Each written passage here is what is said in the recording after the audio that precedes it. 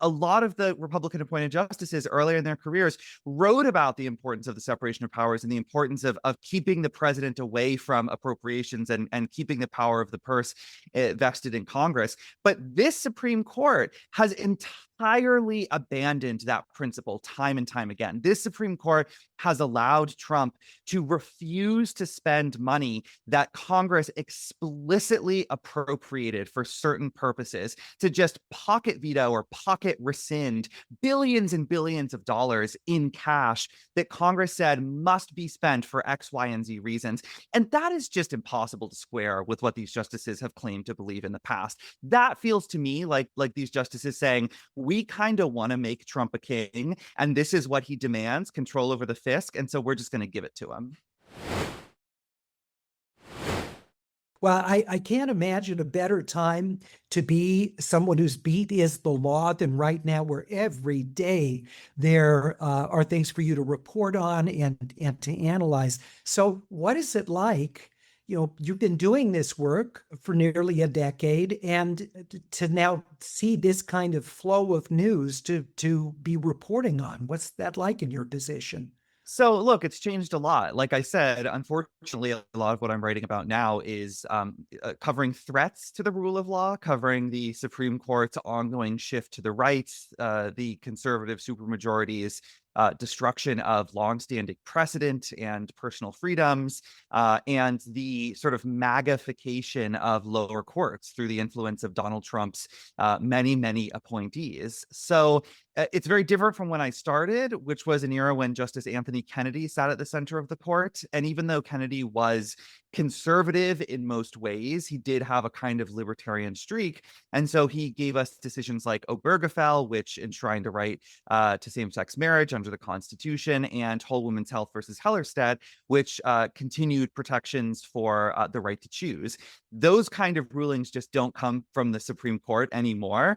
And furthermore, as we all know, like there has been a real push by the Trump administration to sort of bring the Supreme Court to heel and push the justices to rubber stamp every single thing that the government does. And for the most part, not always, but mostly, the court has complied. It has not stood up to Trump in the same way that, for instance, it frequently stood in the way of President Joe Biden and struck down many of his signature initiatives. So it's a much more conservative court. It's one that is very much in tune with the Republican Party's agenda.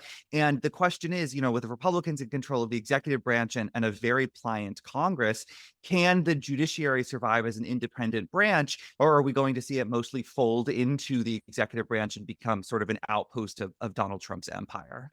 So you're saying that the Supreme Court is complying with Trump, but these are longstanding conservative justices who've had their own views about presidential authority. So why isn't this a case of justices who are in fact adhering to what they believe the law should be, not kowtowing to Trump? So there are some cases where I think it's true that the Trump administration is simply aligned with longstanding conservative goals. One example is the unitary executive theory, which you may have heard of, this idea that the president has absolute control over the executive branch. He can fire pretty much anybody he wants. That is something that the justices on the right have long believed. And when they rule for Trump, probably in June, and allow him to fire members of federal agencies, they will just be vindicating an idea that's been sort of burbling up since at least the Reagan administration.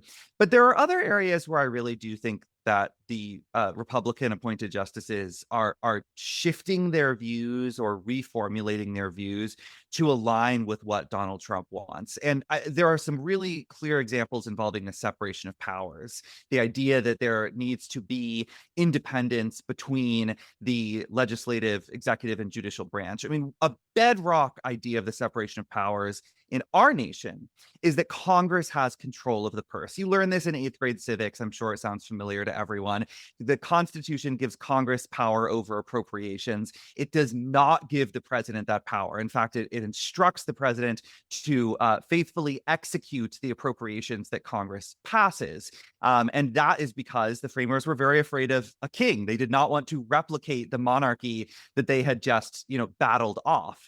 And a lot of the Republican appointed justices earlier in their careers wrote about the importance of the separation of powers and the importance of keeping the president away from appropriations and keeping the power of the purse vested in Congress. But this Supreme Court has entirely abandoned that principle time and time again. This Supreme Court has allowed Trump to refuse to spend money that Congress explicitly appropriated for certain purposes, to just pocket veto or pocket rescind billions and billions of dollars in cash that Congress said must be spent for X, Y, and Z reasons. And that is just impossible to square with what these justices have claimed to believe in the past. That feels to me like these justices saying, we kind of want to make Trump a king, and this is what he demands, control over the fisc, and so we're just going to give it to him. Now, next week, we are off. There is no America to Crossroads program in observance of Thanksgiving. 2 weeks from now, veteran diplomat and peace negotiator Aaron David Miller is with Mantle and Brand for an update on Israel and President Trump's plan for the Middle East.